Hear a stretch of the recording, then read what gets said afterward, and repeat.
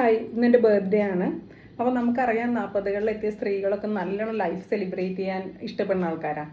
കൂട്ടുകൂടുന്നു, യാത്ര പോകുന്നു, നല്ലോണം ഒരുങ്ങുന്നു, വണ്ടി ഓടിക്കാൻ പഠിക്കുന്നു, ജിമ്മിൽ പോകുന്നു, എങ്ങനെയും തേടി പിടിച്ചൊരു ജോലി ഉണ്ടാക്കാൻ നോക്കുന്നു, ഫിനാൻഷ്യൽ ഇൻഡിപെൻഡൻസിന് വേണ്ടിയിട്ട്.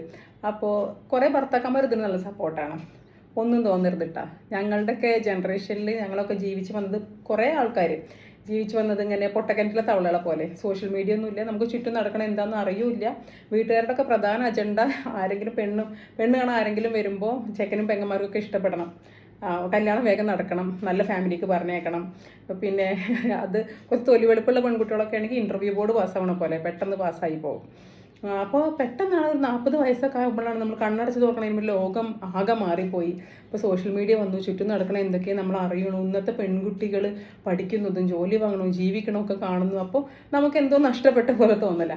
അതുകൊണ്ട് ഈ പ്യൂപ്പയുടെ ഉള്ളിൽ നിന്ന് ഇങ്ങനെ പൂമ്പാറ്റൊക്കെ വന്ന് പറക്കൂലേ, അതേപോലെയാണ് ഇപ്പോൾ പെൺകുട്ടികൾ ഇങ്ങനെ പെണ്ണുങ്ങൾ 40കളിലൊക്കെ പറന്നുകൊണ്ടിരിക്കണത്.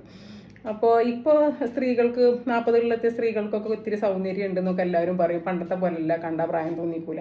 അതൊരു തരം തിരിച്ചറിവിൻ്റെ, സ്വാതന്ത്ര്യത്തിൻ്റെ, ആത്മവിശ്വാസത്തിൻ്റെ ഒക്കെ സൗന്ദര്യമാണ്. പിന്നെ ഇന്നത്തെ പെൺകുട്ടികൾക്കും അറിയാം അവരുടെ ലുക്സോ കളറോ ഒന്നുമല്ല കാര്യം, അതിലപ്പുറത്തേക്ക് അവരുടെ കോൺഫിഡൻസാണ് അവരെ അവരാക്കുന്നത്.